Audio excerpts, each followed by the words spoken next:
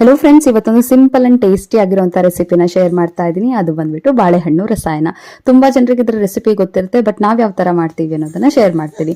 ತುಂಬಾ ಚೆನ್ನಾಗಿರೋ ಬಾಳೆಹಣ್ಣಿತ್ತು. ಕದಳಿ ಬಾಳೆಹಣ್ಣಾದ್ರೆ ಅದಷ್ಟು ಒಳ್ಳೇದು, ತುಂಬಾನೇ ರುಚಿಯಾಗಿ ಬರುತ್ತೆ. ಇವಾಗ ಬಾಳೆಹಣ್ಣನ್ನೆಲ್ಲ ಚೆನ್ನಾಗಿ ಸಿಪ್ಪೆ ತೆಗೆದು ಅದನ್ನ ಸಣ್ಣದಾಗಿ ಹೆಚ್ಕೊಳ್ತಾ ಇದ್ದೀನಿ. ಈ ತರ ಚಿಕ್ಕ ಚಿಕ್ಕದಾಗಿ ಹೆಚ್ಕೊಂಡ್ರೆ ತುಂಬಾನೇ ಚೆನ್ನಾಗಿರುತ್ತೆ. ತುಂಬಾ ದೊಡ್ಡಕ್ಕೆ ಹೆಚ್ಕೊಳ್ಳೋದಕ್ಕೆ ಹೋಗ್ಬೇಡಿ.